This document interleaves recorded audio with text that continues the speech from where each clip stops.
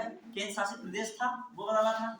फिर हमने जो टॉपिक लिखा था हम लोगों ने कहाँ किस आर्टिकल तक कवर कर लिया था 51, उसके आगे का चलना था। ठीक है, तो ये चीजें कवर होंगी और सभी लोग जो है एकदम पढ़ाई पे फोकस कीजिए।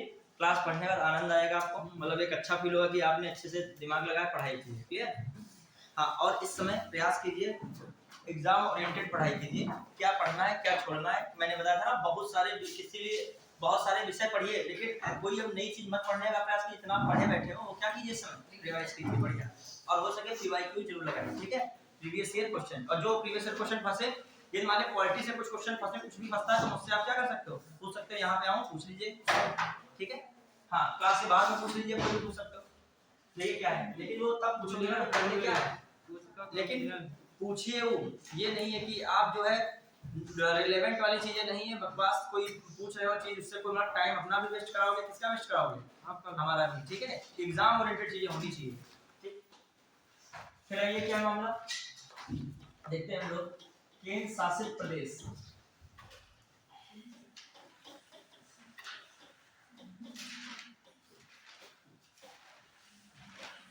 केंद्र शासित प्रदेश, तो केंद्र शासित प्रदेश में जानते हो आप लोग क्या क्या चीजें इंपॉर्टेंट है इसमें। पहली बात, किस पार्ट से किस पार्ट तक है ये। क्लियर? पार्ट का देखते हैं। हाँ बताइए, आर्टिकल 239 का आर्टिकल 241 तक है ये। आपको याद रखना है किस आर्टिकल से किस आर्टिकल, ये बात हुई। फिर केंद्र शासित प्रदेश की जो बात की जाए किस पार्ट में थी बच्चों बताइए, फिर आगे हम लोग बढ़ते जा रहे हैं। पार्ट किसमें बच्चों, 8 में है। क्लियर है, किसमें है बच्चों, पार्ट 8 में।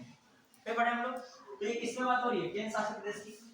अब आइए जो देखा जाए अंग्रेजों के समय, देखा जाए अंग्रेजों के समय 1874 में क्या हुआ, अनुसूचित जिले घोषित किए गए थे। क्या किए गए, अनुसूचित जिले क्या हुए, अनुसूचित जिले बनाए गए थे। क्या बनाए गए बच्चों, अनुसूचित जिले बनाए गए। क्लियर? हाँ, फिर क्या हो रहा है अनुसूचित जिले के साथ, फिर बाद में क्या हो रहा है, ये अनुसूचित जिले जब बने उसके बाद भारतीय संविधान जो पूरी तरीके से लागू नहीं हुआ था, तो उस समय क्या हुआ, इनको भाग मतलब कह लीजिए लागू हो गया, लेकिन वो जो है 14 राज्य और क्या बने हैं, 6 यूटी बने हैं। जो 14 स्टेट बने और 6 यूटी, उससे पहले की स्थिति उसमें भाग गा या सी, पार्ट सी, उसमें ए बी सी डी बनाए गए थे कई सारे पार्ट। तो पार्ट सी और पार्ट या भाग घा में कुछ क्षेत्र रखे गए थे, वही क्षेत्र आगे चल के किसमें बदले, किसमें बन गए, यूपी में। कह सकते हो जो अंग्रेजों का समय था उनमें वो क्षेत्र कौन थे, अनुसूचित जिलों में आते थे। उन्हें मुख्य आयुक्त वाले जिले कहते थे। क्या कहते थे, मुक्त आयुक्त वाले जिले या मुक्त आयुक्त वाले क्षेत्र। मुख्य आयुक्त वाले क्षेत्र, वहां पर सीधे सीधे मुख्य आयुक्त रेगुलेट करता था। फिर बाद में क्या हो रहा है, वो जब किस पार्ट में रख दिए गए, पार्ट सी और पार्ट डी में, वो बटे थे ए बी सी डी ऐसे करके, तो भाग सी और डी में क्षेत्र आ गए कौन, ज्यादातर आपके यूटीज। और जब बाद में क्या हुआ, वो यूटीज अलग से बने, वही जो हम लोग इस समय पढ़ रहे हैं। तो आप यूटीज की स्थापना पढ़ लीजिए, पता लगा पूछ ले स्थापना का क्रम, समझ रहे हैं कि नहीं, क्या पूछ ले, यूटीज की स्थापना का क्रम। क्लियर? ये चीजें देख लीजिएगा।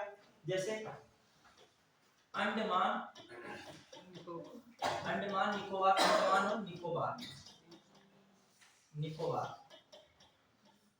निकोबार की समूह कब बना, ये यूटी कब बना, 1956 में। याद रखते चलिएगा। दिल्ली यूटी बच्चों कब बना, दिल्ली यूटी कब बना, 1956 में। लक्षद्वीप यूटी कब बना बच्चों, लिख लेगा स्थापना क्रम में, लक्षद्वीप कब बना, 1956 में। ये यूटीज हैं। ठीक है, तो बच्चों आप बताइए, अंडमान निकोबार हो गया, दिल्ली हो गया, लक्षद्वीप हो गया, फिर बताइए कौन है इंपॉर्टेंट, फिर बताइए इंपॉर्टेंट। चलिए, अंडमान हो गया, निकोबार द्वीप हो गया, लक्षद्वीप हो गया, दिल्ली हो गया, फिर इंपॉर्टेंट कौन आ रहा है, बहुत इंपॉर्टेंट कौन आएगा, दादरा नगर हवेली। कौन है, दादरा नगर हवेली। अभी मैंने चर्चा की थी दादरा नगर हवेली स्पेशली, क्योंकि ये किससे मुक्त हुआ था, पुर्तगालियों से। कब मुक्त हुआ था पुर्तगालियों से, 1954 में। कब मुक्त हुआ? 61 में तो 10वां संविधान संशोधन द्वारा क्या बन गया था? यूटी बन गया। तो 61 में कौन यूटी बन गया? कौन बन गया? ठीक है, याद रखिए दादरा नगर हवेली में किसका अधिकार रहा? पुर्तगालियों का। क्लियर? फिर बच्चों आए हम लोग देखें कौन सा बच्चों आगे इसके बाद है दमन दीव। कौन? दमन दीव। दमन दीव कब बना? वही 12वां संविधान संशोधन 1962। तो बच्चे ये कब बन गया, स्थापित हुआ? 1962 में। अब कौन बच रहे हैं आपके पास? पुडुचेरी बच रहा है, चंडीगढ़ बच रहा है। पुडुचेरी कब बना बताइए? 1966, वही 14वां संविधान संशोधन था। ठीक है, पुडुचेरी हो गया। पुडुचेरी पर देखिए बच्चों ध्यान दीजिएगा, दादरा नगर हवेली और दमन दीव पर किसका अधिकार रहा लास्ट तक भारत के आजाद होने के बाद भी? पुर्तगालियों का। और पांचेरी पर या पुडुचेरी पर किसका अधिकार रहा? फ्रांसीसियों का। मतलब भारत आजाद भी हो गया तब भी इनके अंडर में कौन रहा? बाद में इन शक्तियों से भारत ने इनको क्या कराया? आजाद कराया। ठीक है, फिर आइए, फिर है पुडुचेरी के बाद चंडीगढ़। चंडीगढ़ जानते हो पंजाब हरियाणा कब अलग हुआ? 1966 में। तो उसी समय यूटी की बात किसकी आ गई? चंडीगढ़। याद रखेंगे कि नहीं? तो मान लीजिए स्थापना क्रम सीक्वेंस पूछ ले, क्या यूटी जो है कब बना, तो उसका क्या पूछ लिया जाए? सीक्वेंस पूछ लिया जाए। बढ़िया के समझ पाए? 1956 अंडमान निकोबार, 56 दिल्ली, 56 लक्षद्वीप। 2 हो गए, 3 हो गए। फिर आइए कौन आपका? दादरा नगर हवेली 1961, दमन दीव 1962। फिर आपका बच रहा है कौन? 60। अब चंडीगढ़ तो याद ही रहेगा, पंजाब हरियाणा कब अलग हुआ था? जब राज्य की स्थापना पढ़े थे बच्चों, कब? 1966। पंजाब पंजाबी भाषा वाला बन गया था, हरियाणा हिंदी भाषी राज्य बन गया था। फिर कौन है बच्चों बताइए? लद्दाख जम्मू कश्मीर। ये आपका पहले पुडुचेरी भी 1966 में रहा।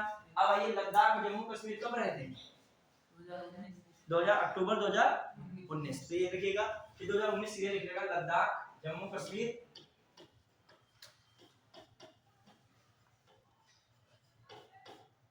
और कौन है? लद्दाख। जम्मू कश्मीर और लद्दाख दोनों कब रहे? 2019 में। लद्दाख और जम्मू कश्मीर कितने में रहे? 2019 में। क्लियर? ध्यान दें कुछ बढ़िया के। अब देखिए तो ऐसे देखा जाए कितनी यूटी निकल आए ना। अब देखो क्या हो रहा है, 26 जनवरी 2000 को क्या किया? 2020 को क्या कर दिया गया? 26 जनवरी 2020 को क्या कर दिया गया? एक राष्ट्रपति की नोटिफिकेशन से अधिसूचना द्वारा दादरा नगर हवेली और दमन दीव को क्या कर दिया गया? एक कर दिया गया। ठीक है, 26 जनवरी, जनवरी लिखा है, जनवरी 2020 से दादरा नगर हवेली एवं दमन दीव को एक यूटी बना दिया गया। तो एक यूटी बना दिया गया। ठीक है, तो क्या बना दिया? एक यूटी। राइटिंग बहुत ज्यादा जल्दी तो नहीं दिख रही है, लेकिन जो कंपटीशन का पढ़ाना होता है तो इसमें राइटिंग बहुत इंपॉर्टेंट नहीं रहती। राइटिंग बनाना बहुत सुंदर हम लिखेंगे।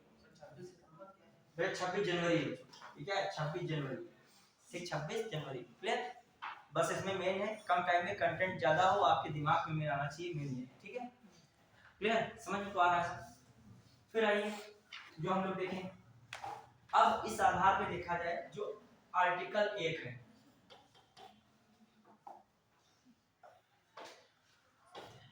बहुत मोटा हो गया है।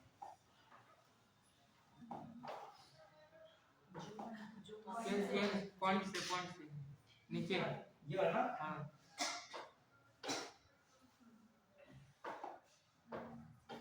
ठीक है, हाँ, ये आर्टिकल 1 क्या कह रहा था? संघ एवं राज्य।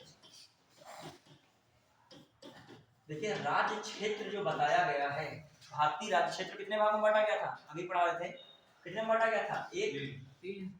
जो बांटा गया संघ होगा, क्या होगा? संघ। दूसरा राज्य, तीसरा क्या? जो है, एक सेकंड, आपका पहला तो समझिएगा, संघ राज्य, संघ शासित लिख दे, कौन सा क्षेत्र? संघ शासित राज्य। ठीक है, और किसमें? राज्य में। और अर्जित भूभाग, अर्जित भूभाग या अधिग्रहण वाला भूभाग। तो भारतीय क्षेत्र को कितने में बांटा गया है? राज्य में, संघ शासित राज्य में और किसमें, अधिग्रहण वाला कुछ क्षेत्र का उसमें बांटा गया। तो अब देखा जाए तो कौन सा आर्टिकल जो है बताता है कि भारत में कितने राज्य हैं? 28 राज्य और कितने हैं यूटी? 8 यूटीज हैं। तो कौन कहाँ पे बात आएगी? राज्य कितने निकले जो है आपके संघ शासित राज्य कितने हैं? 8 और ये 28। समझ पाए कि नहीं? अभी तक ये कोई शामिल ऐसा नहीं हुआ है। क्लियर? याद रखिएगा। बढ़ेगा। अब हम लोग देखें तो ये बात कौन आर्टिकल कर रहा है? यूटी। जो ऐसे देखो वैसे तो यूटी का पार्ट कौन है? 8 है। कहां पर यूटी के बारे में जो है प्रशासन और उनके उपबंध दिए गए हैं? 239 से 241 में। क्लियर? अब वैसे देखोगे जो डीप में जाओ तो आर्टिकल 1 भी बता देता है कि कितने यूटी हैं, कितने क्या हैं, राज्य हैं। क्लियर? फिर आ जाइए हम लोग देखें केंद्र शासित प्रदेश के बारे में बताइए। फिर हम लोग अभी आर्टिकल वहां चलेंगे 52 से। समझ रहे हो कहां से आर्टिकल आपका चलेंगे हम लोग? ये तो क्लास रहेगी, साथ में हमने दूसरा भी तो पार्ट लिखा होगा ना, कुछ लिखा ना, वो भी हम लोग क्या करना है इन्हीं कुछ दिनों में उसको भी खत्म करके हम लोग कुछ ही लेक्चर्स में वो सब कंप्लीट करके टेस्ट वाला करा के पूरा क्या कर देना है हमको, क्वालिटी का ध्यान करना। जब मैं क्वालिटी यहाँ से पढ़ा के हटी तो आपको लगना चाहिए कि हमें आता है, कॉन्फिडेंस थोड़ा बढ़े। वो जब 395 आर्टिकल आप रिवाइज के तौर पे कर डालोगे समझते हुए तो वाकई में आपको लगने लगेगा हाँ हमारी चीज जो है समझ विकसित है या हम कर ले जाएंगे। हाँ आइए फटाक से केंद्र शासित प्रदेश के बारे में क्या हो सकता है? जैसे राज्यों को स्वायत्ता मिलती है, केंद्र शासित प्रदेश को स्वायत्ता नहीं है। स्वायत्ता है क्या? किसके कंट्रोल में रहता है ये? केंद्र के। केंद्र शासित प्रदेश में राज्यपाल जो केंद्र शासित राज्य में राज्यपाल संवैधानिक क्या है? प्रमुख है। जबकि केंद्र शासित प्रदेश में राष्ट्रपति के अभिकर्ता या एजेंट के तौर पर उपराज्यपाल, प्रशासक या मुख्य आयुक्त जो भी राष्ट्रपति द्वारा पद दिए जाते हैं वो होता है, ना कि वो क्या होता है यूटी का प्रमुख होता है। यूटी का प्रमुख कौन रहेगा? राष्ट्रपति रहेगा। और यहाँ पर कौन है? राज्यपाल है। प्लस क्या है बताइए? जो वहां पर देखा जाए जो राज्यपाल बहुत सारे इसको विशेषाधिकार हैं, ठीक है। यहाँ पर जो है कौन आपका है? उपराज्यपाल एकमात्र क्या है? नॉर्मली क्या एजेंट है, जो भी कहेगा इंफॉर्मेशन इधर से उधर करेगा। यहाँ पर राज्यपाल क्या करता है? मुख्यमंत्री की नियुक्ति करता है कि नहीं? क्वेश्चन आता है। वहां पर जो उपराज्यपाल होगा वो नियुक्ति मुख्यमंत्री की नहीं करेगा। कौन करेगा मुख्यमंत्री की नियुक्ति? राष्ट्रपति करता है। कौन करता है? याद रखिएगा, यूटी के मुख्यमंत्री की नियुक्ति कौन करता है? राष्ट्रपति। मंत्रिपरिषद की नियुक्ति कौन करेगा? राष्ट्रपति करेगा। क्लियर? देखो यूटी की बात जब आ रही है तो दिमाग में रखिएगा दो पद कौन दिलाता है? राष्ट्रपति। यहाँ पे सब कौन करेगा? राष्ट्रपति। क्लियर? हाँ आइए ध्यान दीजिएगा क्या है मामला। जैसे यूटी में आप कौन खासकर? यूटी में कौन है? दिल्ली और कौन है? पुडुचेरी। दिल्ली और पुडुचेरी, ठीक है। दिल्ली है और कौन है? पुडुचेरी है। दिल्ली और पुडुचेरी दो मात्र ऐसी यूटी हैं जो अभी वर्तमान में क्या है? उनमें विधानसभा है, उन्हीं में विधानसभा है। तो जो इसकी विधानसभा कब बनी? 1992 में बनी। कब इसकी विधानसभा बनी? 1992 में क्या बनी? विधानसभा। और इसकी विधानसभा कब बनी बताइए? 1963 में बनी विधानसभा। अब इन दोनों यूटीज की विधानसभा है, लेकिन इनमें जो फिर ये विधानसभा है तो कॉमन सी बात है दिल्ली विधानसभा यदि है तो यहाँ पर क्या होगा? मुख्यमंत्री भी होगा कि नहीं? पहले तो उपराज्यपाल है, क्या है? उपराज्यपाल हो गया। दूसरा क्या हो गया? मुख्यमंत्री हो गया। क्या हो गया? मुख्यमंत्री हो गया। तीसरा क्या हो गया? मंत्री परिषद हो गया। क्या हो गया? अब मान लीजिए दिल्ली की जो मैंने विधानसभा लिखी है तो जो यूटीज में भी होगा सिस्टम यही चलेगा, लेकिन यहाँ पर उपराज्यपाल नियुक्ति नहीं कर रहा है। यहाँ पर प्रेसिडेंट सीएम और उनके मंत्रिपरिषद की नियुक्ति करता है। प्रेसिडेंट सीएम की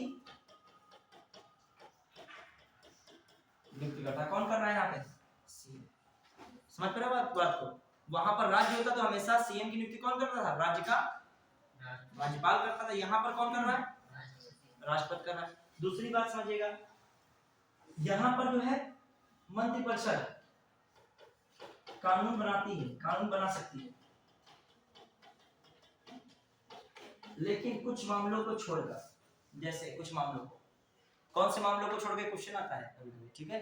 दिल्ली विधानसभा को जो कानून बनाने संबंधी विशेषाधिकार जो है, या किन मामलों को छोड़कर जो है राज्य सूची के अंतर्गत कानून बना सकती है? राज्य सूची और समवर्ती सूची के अंतर्गत। अब अच्छा, इसका भी खेल है, समझिएगा। देखो थोड़ा डीप में पढ़ोगे, थोड़ा सा चीजें समझो।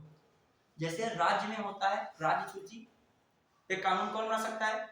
राज्य बना सकता है, ठीक है। समवर्ती सूची पे भी राज्य कानून बना सकता है। संघ सूची पे तो संघीय कानून बनाता है।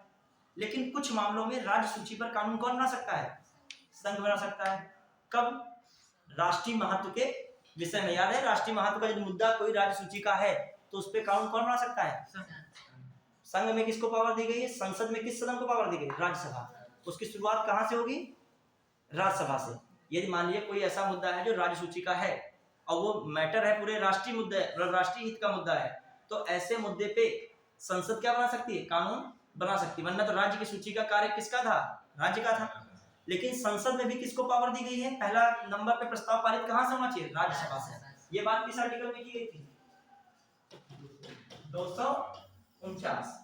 अच्छा, इसमें क्या है? यूटीज में क्या है? संघ सूची हो, चाहे राज्य सूची हो, चाहे समवर्ती सूची हो, तीनों में आराम से कानून कौन बना सकता है? सांसद। वैसे राज्य सूची, समवर्ती सूची विधानसभा बना सकती है, लेकिन कोई दिक्कत नहीं है। कौन कौन बना सकता है? कौन बना सकता है कानून? कौन बना सकता है? संसद। क्योंकि सीधे कंट्रोल में किसके हैं? केंद्र सरकार के। केंद्र सरकार के हैं तो समझिए संसद का यहाँ पे इंटरफेयर रहेगा। फिर बताइए एक और बात, देखिए अब जो कहा जाता है दिल्ली को किन क्षेत्रों को छोड़कर कानून बनाने का अधिकार है, किन क्षेत्रों में कानून नहीं बना सकता, बताइए। ये मैं पूछ रहा हूँ। एक रेवेन्यू हो गया,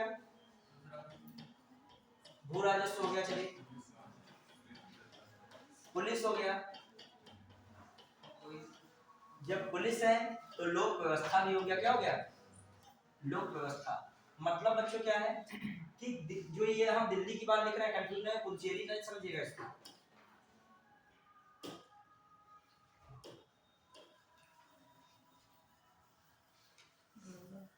ये हम किसकी बात कर रहे हैं यहाँ पे? ये किसकी बात कर रहे हैं? दिल्ली की। किसकी बात कर रहे हैं? हाँ, दिल्ली की बात कर रहे हैं। अब बताइए, दिल्ली जो विधानसभा है कानून बना सकती है, लेकिन किसको छोड़कर कानून बना सकती है? भू राजस्व, पुलिस और लोक व्यवस्था, लॉ एंड ऑर्डर को मेंटेन करना। ये किसके लिए है? ये किसका कार्य है? केंद्र का। तभी जो है दिल्ली का जब कोई सीएम होता है उसको पुलिस वाला बहुत बेरहमी से चेक कर देता है और उसको प्रोटोकॉल कोई फॉलो नहीं होता, तो उसको बहुत चुना लगता है कि हम मंत्री हैं, हम मंत्री हैं। जो अलग अलग राज्यों के मंत्री जैसा अपने को महसूस करना चाहता है, वो भी अभी जनता से जीत के आया, वो भी जीत के तो आया है, तभी तो विधायक है वहाँ का। लेकिन उसका बिहेवियर क्या होता है? थोड़ा सा स्ट्रिक्टली हो जाता है। स्ट्रिक्टली कैसा? पुलिस का मेन क्या है रोल? सरकार के अकॉर्डिंग तो पुलिस चलेगी, मतलब देखती भले कानून व्यवस्था को है, लेकिन मेन जो है प्रेशर किसका रहता है? सरकार का। अब ये दिल्ली की पुलिस व्यवस्था होती तो दिल्ली पुलिस जो किसके लिए जवाबदेह है? गृह मंत्रालय के लिए, केंद्र सरकार के लिए, ना किसके लिए जवाबदेह है? दिल्ली में जिसकी सरकार होगी। तभी ये मैटर कि यहाँ पे जो आपकी वैसे पुलिस व्यवस्था क्या है? राज्य सूची का विषय है, तो जो राज्य की जिसमें सरकार होती है, पुलिस उसी के सरकार के थोड़े क्या रहती है? दबाव में रहती है। समझ पाए कि नहीं बात को? तो ज्यादातर आपने देखा होगा दिल्ली पुलिस और दिल्ली सरकार के बीच में क्या रहता है? मतभेद रहता है। क्यों रहता है? कारण क्या है जान पाए? आज विधानसभा में इससे संबंधित कानून उनके लिए नहीं रखा गया है। ये किसका विषय बना दिया गया उसमें? केंद्र का। क्लियर? जबकि पुडुचेरी में ऐसा कोई मैटर नहीं है, याद रखिएगा, दिल्ली के लिए केवल। अब आ जाइए, हम लोग ने देखा यूटी में क्या होता है, कौन कानून बनाएगा यूटी में? जहां विधानसभाएं हैं, कौन कानून बना सकता है? केंद्र बना सकती है, चाहे राज्य सूची हो, चाहे समवर्ती हो, चाहे संघ हो। और दिल्ली में जिसकी सरकार होगी वो भी समवर्ती सूची और राज्य सूची में बना सकता है। लेकिन दिल्ली के मैटर में क्या है? वो जो है लोक व्यवस्था, पुलिस व्यवस्था, भू राजस्व, इस पे कानून दिल्ली में दिल्ली सरकार नहीं बना सकती है। क्लियर? अब आ जाइए हम लोग देखें विधानसभा के बारे में। और कौन सी आपने? दिल्ली में कितने जो सीटें हैं? दिल्ली की बात की हो जाए पहले। दिल्ली विधानसभा में कितनी सीटें हैं?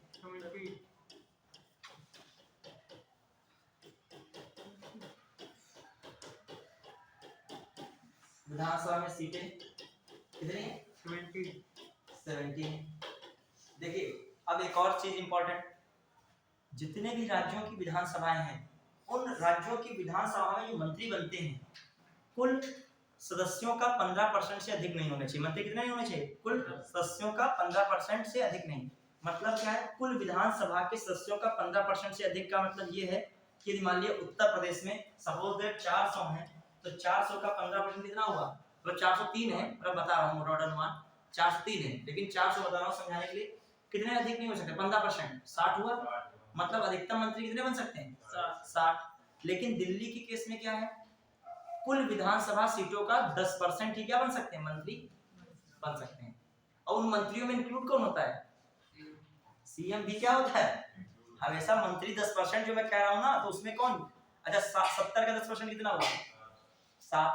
तो दिल्ली में कितने मंत्री बन सकते हैं? 6 बनेंगे। एक तो खुद ही मुख्यमंत्री रहेंगे। कितने बनेंगे? एक मुख्यमंत्री प्लस 6 अन्य मंत्री। समझ पा रहे हो कुछ की नहीं? ठीक है, कॉन्सेप्ट वाली चीजें बतानी भी पड़ती है कि वहां वरना फंस जाओगे। कुछ समझ में मुझे आ रहा है कि नहीं आ रहा है? हम बताते सब कुछ जाते हैं, ठीक है। तो लोगों की अंडरस्टैंडिंग, वैसे इतना पॉलिटिक्स बड़े अंडरस्टैंडिंग आनी चाहिए। अब देखो ये समझना, इसलिए क्वेश्चन आ चुका है इससे दिल्ली पे अपवाद हो जाता है। अभी दिल्ली पे क्यों क्वेश्चन दिमाग में चलता है कि कुल विधानसभा की सीटों का 15% से अधिक मंत्री नहीं हो सकते हैं, जबकि दिल्ली के केस में कितना हो गया है? 10% हो गया। तो वहीं पे मामला क्या हो जाता है? गड़बड़ा जाता है। अब दिल्ली में 70 सीटें हैं तो मैथ तो पढ़े होगे, मैथ नहीं पढ़े तो घबरा। 10% कितना होता है?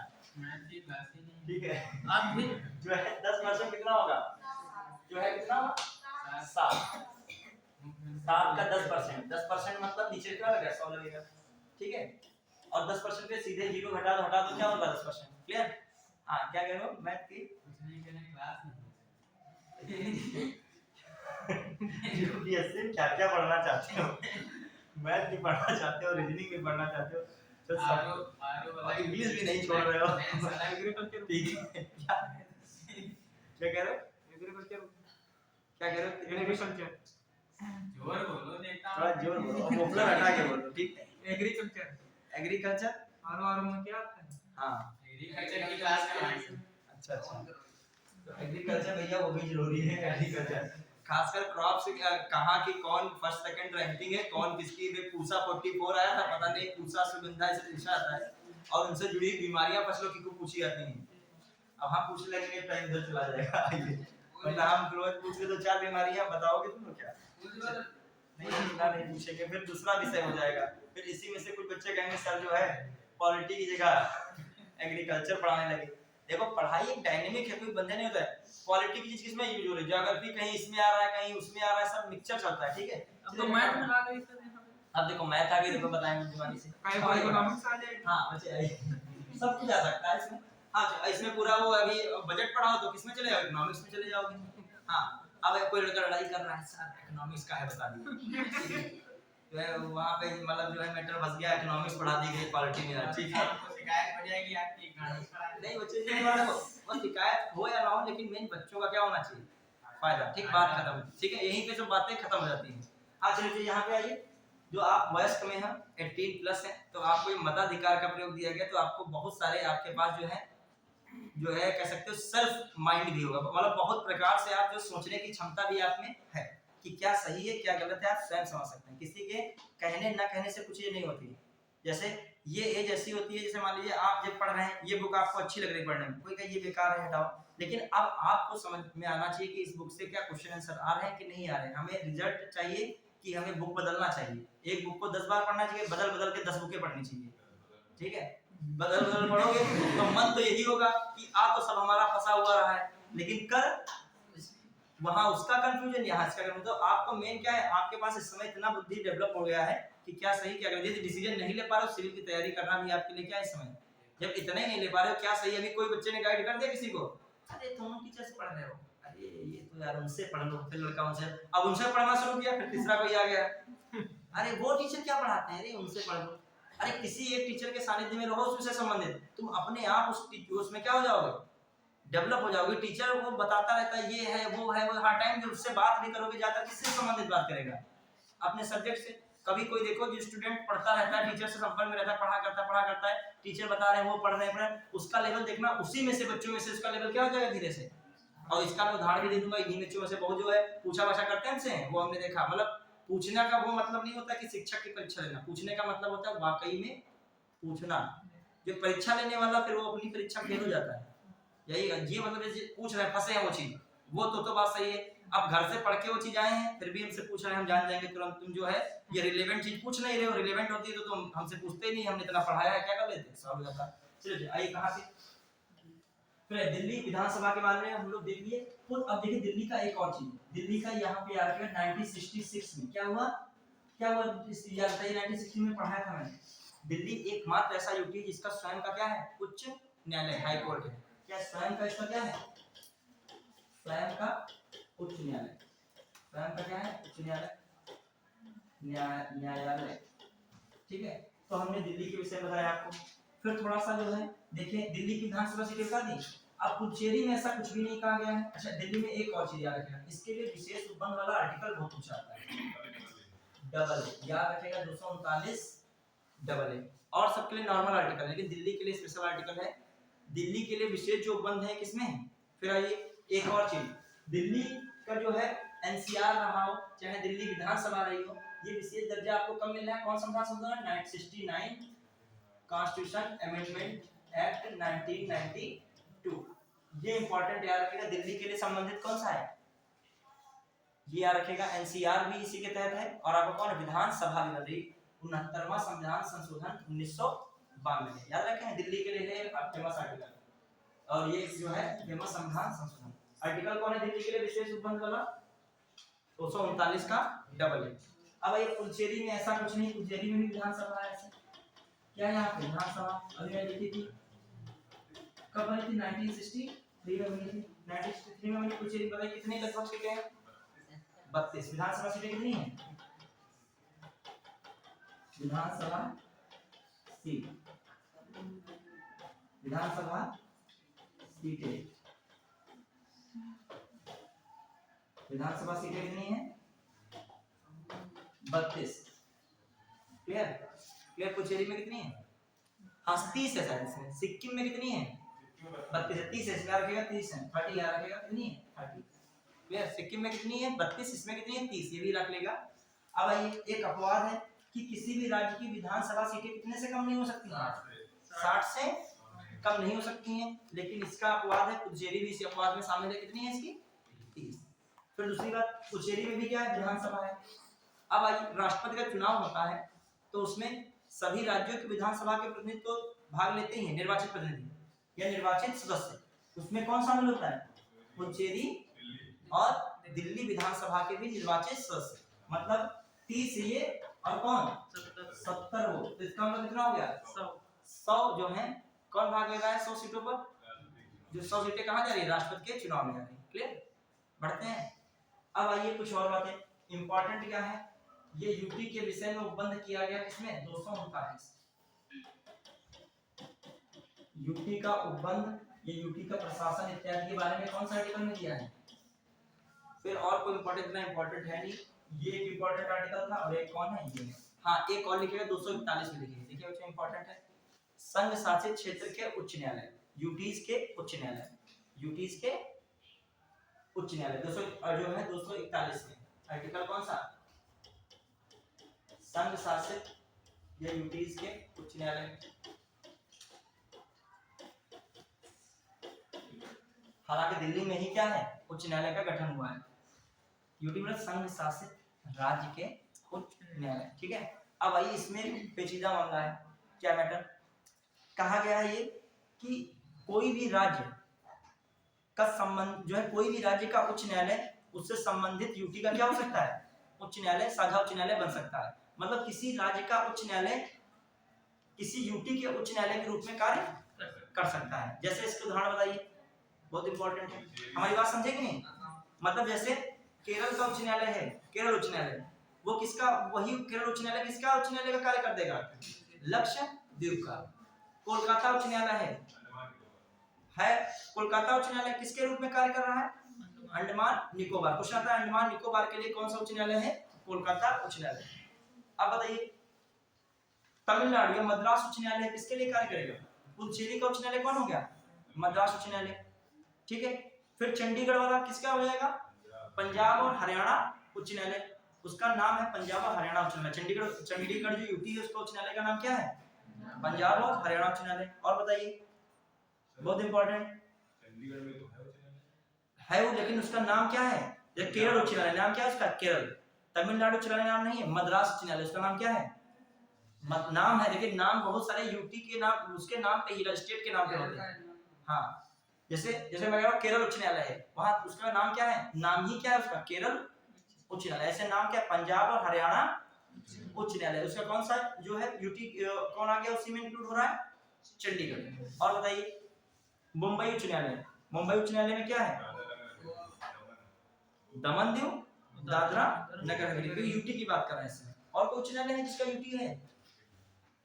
होगा यूटी वाले सारे उच्च न्यायालय, तो उनको उच्च न्यायालय को भी लिख लेगा। जैसे किसका कौन उच्च न्यायालय है? कोलकाता उच्च न्यायालय कौन है?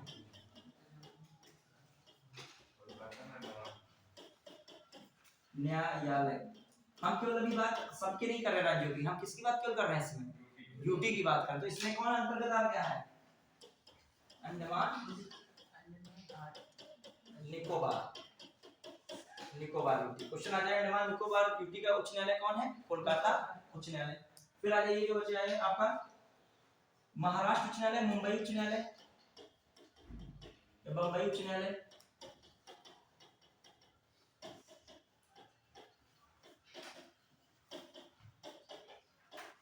ये किसके लिए बच्चों बताइए? दादरा नगर हवेली, दादरा नगर हवेली और दमन दीव। दादरा नगर हवेली और कौन है? दमन दीव, ये हो गया। फिर आ जाइए कौन सा आपका बन रहा है? केरल उच्च न्यायालय।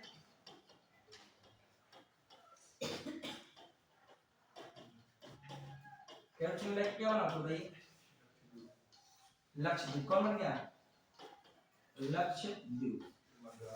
फिर कौन बन रहा है? मद्रास उच्च न्यायालय। उच्च न्यायालय क्या बन गया? किसका बन गया? पुडुचेरी। देखिए पहले इसका नाम था पांडिचेरी, 2006 से इसका नाम क्या हो गया? पुडुचेरी। तो ये भी याद रखना है। हाँ, लद्दाख जम्मू का कौन चल रहा है? जम्मू कश्मीर उच्च न्यायालय चल रहा है। कौन चल रहा है? श्रीनगर वाला चल रहा है। हाँ यूटी है दोनों, तो यूटी है तो उसमें जो पहले चल रहा था वही रख दिया गया हमका। क्लियर? उसका जो है मैटर ही उसका ऐसा बन गया है कि वो कॉम्प्लिकेट हो गया उसका अंदर। तो सर वहां विधानसभा नहीं अभी नहीं बनी है, अभी जो है प्रस्तावित है, क्या है उसकी विधानसभा है, लेकिन अभी जो है उनके विधानसभा सदस्य वगैरह कहाँ भी कुछ नहीं इत्यादि हैं, कुछ हुआ फाइनल उसका भी कहीं आप देख रहे हो? जो होता तो सब मैटर होता, ठीक है। हाँ मगर ये बात है कि वहां पर क्या बनेगी? विधानसभा है, विधानसभा सीटें भी निर्धारित हैं कितनी सीटें होनी है। हाँ तो विधानसभा, हाँ तो विधानसभा तो किसकी है? क्लियर, यूटी किसकी है विधानसभा। अब तीसरा जो ये रहेगा जम्मू कश्मीर, इसकी विधानसभा बनेगी, ठीक है। अभी लेकिन राष्ट्रपति के चुनाव में कौन भाग ले रहा है? पुडुचेरी और दिल्ली विधानसभा के सदस्य, निर्वाचित सदस्य भाग ले रहे हैं। अब आइए देखा जाए, मद्रास भी हो गया, ये भी हो गया। हाँ सारे मैंने दिखा दिए, लगभग कोई बच्चा नहीं है। देखिए जितने भी यूटीज हैं। अब आइए क्या और इंपॉर्टेंट हो सकता है, ये सब जब लिख लिया आपने तो अब दिमाग में रखिएगा जो पहले कुछ यूटी रहे लेकिन अब जो है उन यूटी को भी देख लीजिए। पहले कुछ यूटी रहे जिनका ऐतिहासिक मैटर है, जो भी लिखाया था मैंने। देखिए कौन सा पहला था? दादरा नगर हवेली। तो थोड़ा सा ध्यान रखिएगा, दादरा नगर हवेली, बस दो तीन बातें इंपॉर्टेंट लिखिएगा। 1900 किसमें बताया था मैंने, याद कीजिए। 1954 में क्या हुआ? किससे मुक्त हुए थे? पुर्तगालियों से। किससे मुक्त हुए थे? पुर्तगालियों से सुना। और इन्होंने यूटी का दर्जा कब प्राप्त किया था? कब प्राप्त किया था? बहुत इंपॉर्टेंट, 1961। कौन संविधान संशोधन था? 10वां 1961। दूसरा बताइए कौन सा, फटाक से। दूसरा मैंने कौन बताया था? रिकॉल करो, देखो नहीं रिकॉल करो, यही फायदे में बताइए बच्चों। दूसरा भी बहुत अच्छा, ये याद रखिएगा, क्वेश्चन आता है दादरा नगर हवेली में, हिस्ट्री में क्वेश्चन आता है कि इस पर किस उपनिवेशिक शक्ति का अधिकार रहा भारत की आजादी के बाद भी? पुर्तगालियों का। कब ये मुक्त हुआ था? 54 में हुआ। फिर यहाँ के स्वयं लोगों द्वारा चुने हुए प्रशासन जो बना उसके द्वारा शासन होता रहा। फाइनली 10वें संविधान संशोधन 1961 द्वारा इसको क्या दर्जा दिया गया, यूटी का दर्जा मिला था। क्लियर। फिर कौन है, गोवा, और मैंने क्या लिखा था, और दमन दीव, इसको जो है पुलिस कार्रवाई द्वारा मुक्त कराया गया था। कब, 1961 में। किससे मुक्त कराया गया,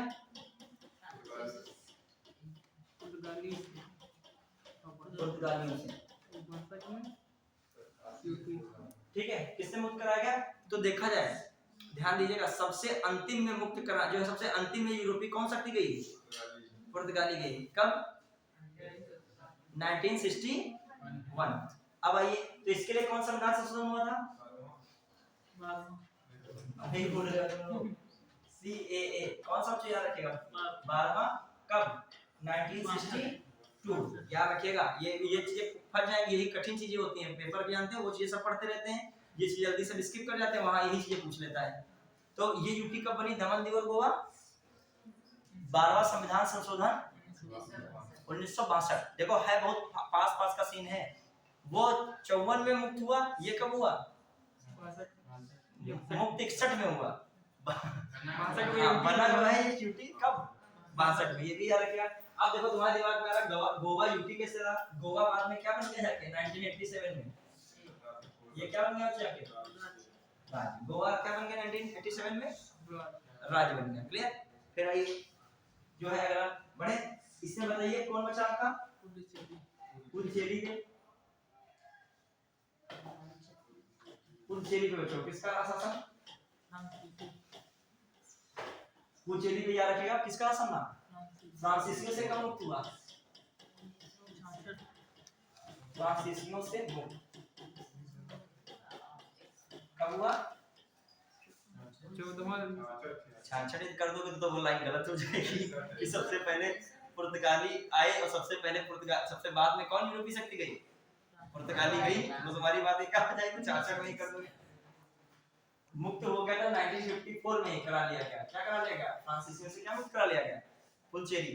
लेकिन जो है 14वां संविधान संशोधन CAA 1966 में क्या बन गया, ये यूटी बना। समझ पा रहे हो कि नहीं, 1966 में यूटी बना, मुक्त कब कर लिया गया था, ये भी याद रखिएगा। पता चले वो नहीं पूछ रहा तुम ये रटे बैठे हो कि संविधान संशोधन, वो पूछ रहा है कि मुक्त किसमें, वो 54 में, वो 61 में, ये किसमें, वही बात है, 54 में ये भी नहीं समझे, 66 के बाद 66 क्यों बता रहे हो, कह रहे हैं मतलब पुर्तगालियों से वो मुक्त कब किया गया, 1954 में। गोवा दमन दीव वगैरह कब मुक्त किया गया, 1961 में पुर्तगालियों से। इसको कब मुक्त किया गया, 1954 में। फिर 66 ना बोल देना, ठीक है। ये बात समझ पाए कि नहीं, यदि 66 हो जाएगा तो फिर ये फ्रांसीसी सबसे बाद में गए, सब वो तो हो ही नहीं सकता है। अब आइए जो कहा जाए कब कौन यूटी बनना था, सबसे पहले बन रहा था दादरा नगर हवेली, कब बना, 1961। हालांकि इससे पहले अंडमान निकोबार, लक्षद्वीप और दिल्ली क्या बन चुके थे, यूटी बन चुके थे। कब, 1950। ठीक है सर। एक चीज बताएं, ये टॉपिक जो होते हैं थोड़े से पेचीदे होते हैं, कठिन होते हैं। टीचर भी जल्दी पढ़ा नहीं चाहते हैं, बच्चे भी ज्यादा क्या नहीं पढ़ना नहीं चाहते, क्योंकि इसमें ये सब मिक्स हो जाएगा। जो मिक्स वाली चीजें कठिन वाली है वही एग्जाम में आने की संभावना कभी कभी क्या होती है, ज्यादा। इस पे क्वेश्चन आया हुआ मैंने देखा है, मिलान आ जाता है कि कब कौन संशोधन द्वारा क्या किया गया, इसमें जोड़ा गया, और कभी कभी सन आ जाता है, और कभी कभी पूछा था कौन किस शक्ति के उपनिवेश में अंतिम समय रहा, मतलब जब भारत क्या हो गया, आजाद भी हो गया, तो वहां पुडुचेरी पे दिमाग लगने लगता है, पुर्तगालियों का अधिकार रहा है, और पुडुचेरी पे किसका रहा है, वहां दमन दीव वाला दिखने लगता है कि पुर्तगाली भी नहीं, वहां पे कौन आ गए थे, अंडमान। बताइए किसके अधिकार रहा, अंडमान का कोई विशेष हो रहा नहीं, अंग्रेजों में ही रहा, और ये आजादी से पहले ही क्या हो गया, फाइनली कंट्रोल हो गया था। लक्षद्वीप है, कोई इतना नहीं रहा, लड़ाई में भारत के पास थी। देखो अंडमान था बिल्कुल दूर समुद्र में, ठीक है, और लक्षद्वीप भी एक वो अटॉल द्वीप है, क्या है वो, वहां 90% से ज्यादा पेड़ पौधे हैं, अभी जो देख रहे होते, उस समय तो और होंगे, तो वहां मेन मैटर नहीं था, मेन इसलिए इंडिया के बगल वाली चीज नहीं छोड़ना चाह रहे थे, कौन, पुडुचेरी जैसे। यहाँ भी है, आपका कहाँ पे है, आपका कहाँ पे पुडुचेरी है, तमिलनाडु में भी है, कुछ लोग पुडुचेरी में आते हैं क्या पुचेरी पहले ये भी लिख लो 2006 में इसका नाम जो है 2006 से पहले क्या था वहां पर लाइन एक लिख के आ गई पांचेरी का नाम जो है 2006 से पुचेरी रखा गया। पता है स्टेटमेंट क्या बना के पूछ ले तो ये 2006 से पहले नाम क्या था। ये पांचेरी में फेमस कौन सा आश्रम है? ऑरविले आश्रम। कौन है? ऑरविले आश्रम है जहां पर अरविंद घोष जब उनपे मुकदमा अलीगढ़ षड्यंत्र मुकदमा चला था उसके बाद संन्यास ले लिए थे तो कहां आश्रम में चले गए थे? पुदुचेरी चले गए थे, पांचेरी चले गए थे। ठीक है, अब उनका समाधि स्थल बताइए, कोई बताएगा कहाँ है? अरविंद घोष का समाधि स्थल बताइए। पूछ लो तो एकदम टीचर से पूछ लो अधिक कर लो। हाँ बताइए। फिर उसमें बहुत निर्भीकता से एकदम शांति पूर्वक ऐसा कॉन्फिडेंस भी रहता कि आता है, बताना नहीं। हाँ बताइए। क्योंकि देखो यूपी स्पेशल से आ सकता है। अरविंद घोष का नाम तो सुने होंगे, किस आंदोलन में रहे? नाम ही सुने होंगे तो नाम सुने होंगे तो कहीं तो इनका नाम सुने होंगे। बताइए हिस्ट्री पढ़े हो कि नहीं? मिस्टेक तो तब होगा जब पहले कुछ बताओगे मौन ही रहोगे, मिस्टेक हो रहा है मौन में। हार तो तब होती है जब आप युद्ध लड़ोगे, मतलब पढ़ाई में आप एग्जाम दोगे तब पेपर में नहीं क्वालिफाई हुए या कितने नंबर से हो तो बात अलग होती है। पहले सरेंडर कर रहे हो कि हम जा रहे हैं, पेन वेन लेके कैब निकाला, बस शुरू किया, ये बोला वो बोला। ठीक है, हाँ चलिए बताइए। अरविंद घोष का नाम नहीं मतलब मॉडर्न हिस्ट्री में पढ़ी हुआ है? उस समय पश्चिम बंगाल था ही नहीं, वो तो बाद में हुआ है। बांग्लादेश भी नहीं था, उसमें बंगाल था केवल। क्या था? काहे विभाजन के पीछे पड़े। पहले का भारत तो एक खोल रहे थे, अब तो बाद में विभाजित हो गया। बताइए बच्चों, अरविंद घोष का तुम लोग का कोई मोमेंट नहीं जान रहे इनका इतना बड़ा आंदोलन में भाग लिया? सर आप बताओगे तब जानेंगे। देखिए गर्म दल के मेन आते थे, जैसे लाल पाल बाल थे वैसे कौन थे? अरविंद घोष। अब हिस्ट्री तो पढ़ाई नहीं लगेंगे हम, लेकिन बस बताए दे रहे हैं। जो स्वदेशी आंदोलन चला था 1905 में, जब करजन ने क्या कर दिया था, बंगाल विभाजन किया था, तो उसका विरोध जो कौन कर रहा था? अरविंद घोष में भी थे। उसमें कौन शामिल था? बंगाल में अरविंद घोष भी शामिल थे, विपिन चंद्र पाल भी शामिल थे। महाराष्ट्र से कौन उसका विरोध कर रहा था? बाल गंगाधर तिलक। दिल्ली साइड से कौन कर रहा था? अजीत सिंह। पंजाब साइड से कौन कर रहा था? लाला लाजपत राय। तो ये सब नाम जो है आपको पता होना चाहिए। फिर नीचे साइड में कौन कर रहा था? चिदम्बरम पिल्ले। ठीक है, तो बहुत मतलब साउथ से, तो ये सब तो पता होना चाहिए। उसी में से जब आगे चल के 1908-9 में कौन हो रहा है इनका? अलीपुर षड्यंत्र वाला केस हो रहा है। तो उसमें क्या हुआ था? अवैध जो हथियार रखने के संबंध में बहुत लोगों को गिरफ्तार किया गया। कैसे भी अरविंद घोष को बचा लिया गया था उस मैटर में। चित्तरंजन दास ने शायद इनका मुकदमा लड़ा था, फांसी होते होते बचे थे। फिर उन्होंने तुरंत क्या ले लिया था? संन्यास लिया। वो जो फिर साधु संत बन गए थे। और उनकी जो समाधि स्थल है ये इसलिए बहुत इंपॉर्टेंट है। उनकी समाधि स्थल कहाँ है? अयोध्या में। कहाँ पे? श्री राम जन्मभूमि जैसे निकलोगे गेट से, समझ रहे हो, पहली साइड में देखिएगा मंदिर भी बना है और समाधि स्थल भी है। तो आपके सामने वो चीज आएगी, दिमाग में आप नहीं रखो। इसीलिए पूछा लगता है कि किस जो है स्वतंत्रता सेनानी का समाधि स्थल कहाँ है? अयोध्या में। तो सोचने पड़ जाओगे अयोध्या में किसका? तो राम जन्मभूमि हम पढ़े थे कि राम भगवान की जन्मस्थली है, यहाँ पर किसी की समाधि कहाँ है? तो किसकी? अरविंद घोष की। क्लियर? चलिए अब कहाँ हम लोग थे? ये सब हो गया था, हमने सारी बातें बता दी। अब आइए आप अपने टॉपिक पे। अब मैंने कौन सा आर्टिकल कहा था? 51 के बाद वाला। क्लियर? 51 के बाद वाला जो है 51 वाला हो गया था, वरना फिर इसी में हम लोग टाइम बहुत चला जाएगा, वो जो पूरा पार्ट हो ही नहीं पाएगा। अब ये राष्ट्रपति में कौन सा आपका पार्ट था? पार्ट 2। मतलब वो पार्ट नहीं है, मतलब हमने जो पढ़ाने का बनाया कि कैसे कंप्लीट किया जाए उसको कवर किया जाए। बताइए राष्ट्रपति आप पढ़े थे, सब लोग पढ़े थे, तो लास्ट में सब कवर कर लिया। अब हम लोगों ने क्या पढ़ा? एक टॉपिक ड्यूटीज कवर कर लिया। ड्यूटीज में बहुत सारी चीजें जाने होंगे। अब कंफ्यूज मत होइएगा, एक बार इत्मीनान से शांतिपूर्वक पढ़िएगा। 94 में क्या था, 61 में क्या था, 62 में क्या था, 66 में क्या था, 56 में क्या था, प्लस कॉन्सेप्ट की बातें। अच्छा एक दो बातें और जैसे आ जाता है कभी कभी, जो राज्यपाल है किसी यूटी का कार्य क्षेत्र देख सकता है। क्या देख सकता है? कार्य क्षेत्र देख सकता है। क्लियर? हाँ, मगर वो सब कुछ इसमें किसके वो रहेगी? इसमें मेन इंटरफेयर राष्ट्रपति का रहेगा। और जो देखा जाए जो भी यूटी का उपराज्यपाल हो, चाहे प्रशासक हो, चाहे मुख्य आयुक्त हो, वो सब किसके अंडर में रहते हैं? हिसाब से राष्ट्रपति के। और ये सब क्या कहलाते हैं? राष्ट्रपति के एजेंट हैं। क्या है? देखिए, किन्हीं जगहों पर उपराज्यपाल कहा जाता है, किन्हीं जगहों पर क्या कहा जाता है? प्रशासक कहा जाता है, किन्हीं जगहों पे वो जो है मुख्य आयुक्त। खास कर आप याद रखें उपराज्यपाल कहाँ कहाँ कहा जा रहा है? लेफ्टिनेंट गवर्नर, इंग्लिश में क्या कहते हैं उसे? Lieutenant governor. हाँ, दिल्ली में कहा जाएगा उपराज्यपाल, एक अब कहाँ कहा जाएगा? अंडमान निकोबार में भी कहा जाएगा। कहाँ कहा जाएगा? फिर एक आपका जम्मू कश्मीर में भी कहा जा रहा है, एक आपका लद्दाख में भी क्या कहा जा रहा है? उपराज्यपाल। तो इन जगहों पर तो कहे जा रहे हैं, कुछ जगहों पर क्या कहा जा रहा है? प्रशासक कहा जा रहा है। ठीक है, तो उपराज्यपाल का दिमाग में क्या? दिल्ली में वहां पे प्रशासक लगा रहे हो, ढूंढ रहे हो, दिल्ली में क्या कहा जाएगा? उपराज्यपाल। क्लियर?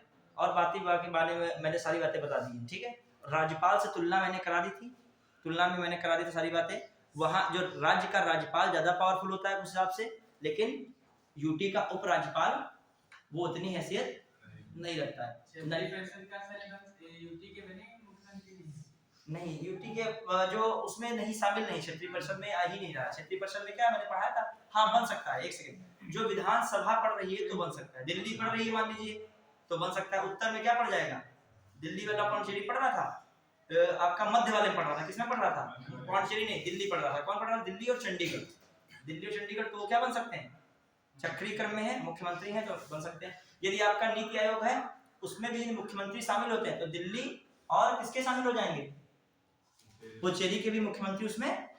याद है आपको नीति आयोग इसके सदस्य होते हैं? कौन कौन होता है? सभी राज्यों के मुख्यमंत्री आता है वर्ड वहां पे, उसमें कौन शामिल माना जाएगा? दिल्ली और पुडुचेरी विधानसभा से संबंधित जो है मुख्यमंत्री वो भी माने जाएंगे। क्लियर? चलिए, इन्होंने क्वेश्चन ठीक किया। अब आइए, ये चलो रिलेवेंट क्वेश्चन है। हाँ, अब आइए कहाँ पे हम लोग पहुंच रहे हैं? इस पे आइए। कौन सा पार्ट है?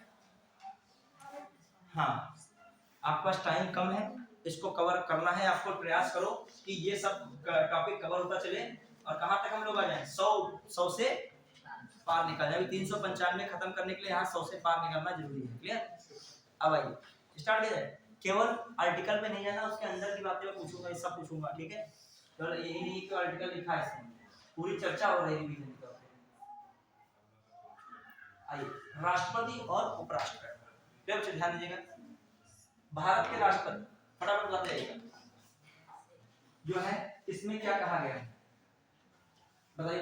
भारत के राष्ट्रपति, भारत का एक राष्ट्रपति होगा, लेकिन क्या भारत का राष्ट्रपति अमेरिका के राष्ट्रपति के समान है? नहीं। तो भारत का राष्ट्रपति किसके राष्ट्रपति के समान है? किस अन्य देश में कौन से पद के समान माना था इसे?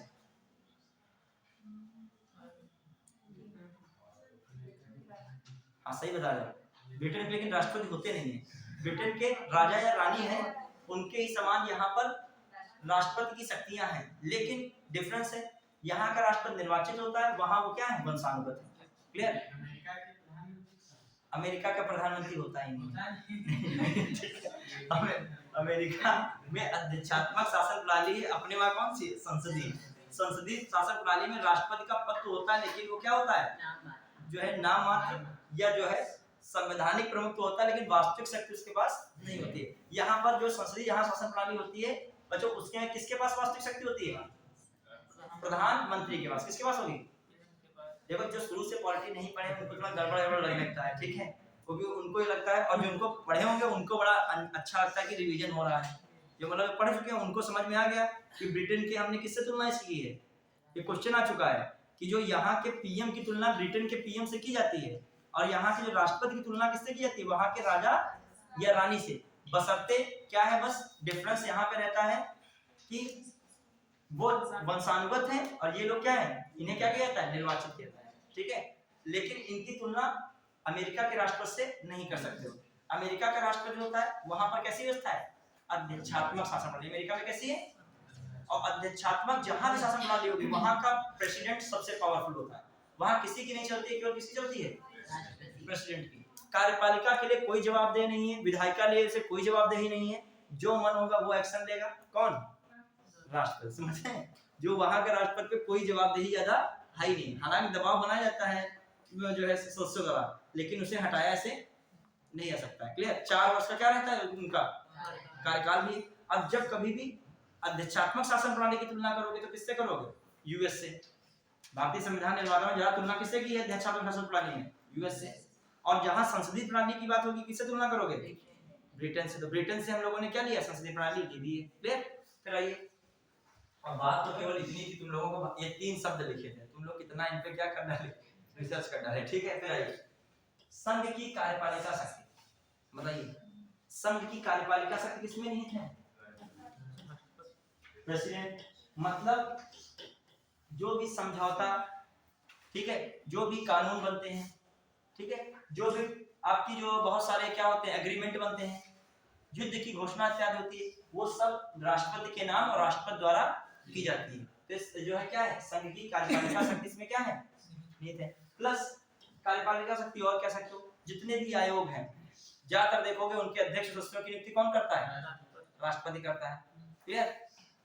फिर आइए, राष्ट्रपति का निर्वाचन। क्या है राष्ट्रपति का निर्वाचन? ये बताइए इंपॉर्टेंट। राष्ट्रपति का निर्वाचन अप्रत्यक्ष तो होता ही है, लेकिन मेन यहाँ पर प्रत्यक्ष अप्रत्यक्ष वाला किसमें बताओगे? रीत में बताओगे। किसमें बताओगे? वो कहा गया है प्रक्रिया, जो राष्ट्रपति निर्वाचन की प्रक्रिया बताई गई किसमें कहा गया है? 55 में। लेकिन जो कहा जाए राष्ट्रपति का निर्वाचन होता है किसमें? 54 में। आप बताइए, पुराना रिकॉल कीजिए 54 का क्या क्या इंपॉर्टेंट हो जाता है, बताइए फटाफट। संसद के दोनों सदनों के निर्वाचित सदस्य, समझिएगा। फिर राज्य विधानसभाओं के निर्वाचित सदस्य, ठीक है, और उसमें दिल्ली पुडुचेरी विधानसभा के भी निर्वाचित सदस्य इंक्लूड होंगे। क्लियर? इसके लिए फार्मूला भी दिमाग में रख लीजिएगा, थोड़ा गंदा लिखा हुआ है लेकिन समझ जाइएगा। देखिए बच्चों क्या लिखा है, सभी देखो, एक जब एक विधायक का मत मूल्य होता है और एक किसका? संसद का मत मूल्य, सांसद का। तो अच्छे दिमाग में रखेगा, एक विधायक का मत मूल्य क्या होगा? राज्य की कुल जनसंख्या, मुझे राज्य की कुल जनसंख्या बटे कुल निर्वाचित विधायकों की या कुल निर्वाचित सदस्यों की संख्या अपॉन 1/1000। यहाँ पर 1000 की गुणा बहुत इंपॉर्टेंट है, वहां पे 100 हो जाता है या फिर 1000 कहाँ चला जाता है। क्लियर? ये फार्मूला 2-3 बार एग्जाम में पूछा गया, वहां पे छेड़खानी किसमें की गई है? इसमें कुछ न कुछ इधर कर देता है, 1000 में या किसमें कर देगा? 100 में। क्लियर?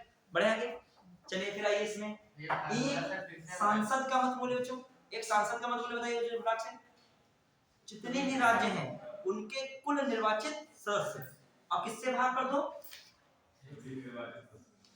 जो संसद के दोनों सदनों के सभी निर्वाचित सदस्यों से। समझ पा रहे हो कि नहीं लोग इस बात को? नहीं समझे तो पढ़ाए थे हम। या फिर ये आ सकता है, कहेगा एक विधायक का मत मूल्य का बताइए, 4 ऑप्शन दे देगा ऐसे बना के फार्मूला। तो उसमें क्या होगा, उसमें क्या रखोगे? जैसे मान उत्तर प्रदेश का है तो उत्तर प्रदेश की कुल जनसंख्या लिखोगे, मान ली 20 करोड़ है जनसंख्या लिखोगे। फिर उत्तर प्रदेश में कितने विधायक हैं निर्वाचित? 403, वो लिख दोगे, गुणा कितना लगा दोगे? 1000। वो वाला पद क्या होगा? सही समझ पाए कि नहीं?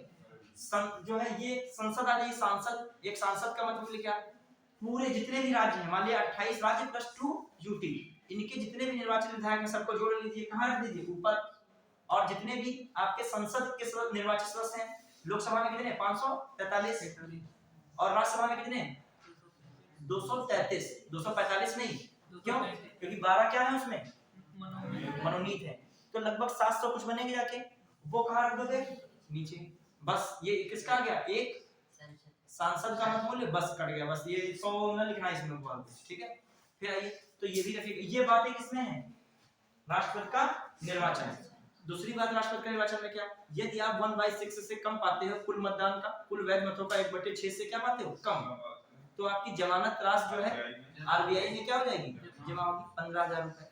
ठीक है, अब इतने तो सस्ते फोन भी नहीं आ रहे हैं, ठीक है, लिखा पढ़ेंगे बहुत चीजें, बस एक पेनाल्टी है, वो सब ये एक नियम है, ठीक है। गांव में जमानत राशि कहते हैं ना, प्रधानी की जमानत राशि जमा हो जाएगी, तो बस मेन प्रधानी में इतना खर्चा कर चुका होता है, जमानत राशि का कोई मतलब ही नहीं, बस एक बेइज्जती वाला फील आता है, ठीक है। कि जमानत राशि करने के बाद पूछे कहाँ जा रहे थे, क्योंकि जमानत राशि जमा करने जा रहे हैं, ठीक है। और जो विरोधी पार्टी वाले होंगे जरूर पूछेंगे 2-4 बार, और 4 बार तुम घर से जमानत राशि जब्त करने के लिए निकले हो तो तुमसे रुकवा पूछा जाएगा, बताइए भी कहाँ जा रहे, लिए चले हमको, और जब जमानत राशि जमा करके आ जाओगे तो परपंच होगा, ठीक है। फिर आइए कहाँ पे, ये राष्ट्रपति की पदावली, ठीक है, ये इसको वो कर देना, देख लो इसको, हाँ चलिए कहाँ पे हम फटाफट आते हैं, पूरा रिवीजन हो रहा है आप लोगों का, जो ध्यान से देखो तो रिवीजन है, नहीं है तो फिर कोई बात ही नहीं है, ठीक है। फिर आइए कहाँ पे थे, ठीक, आइए कहाँ पे थे हम लोग।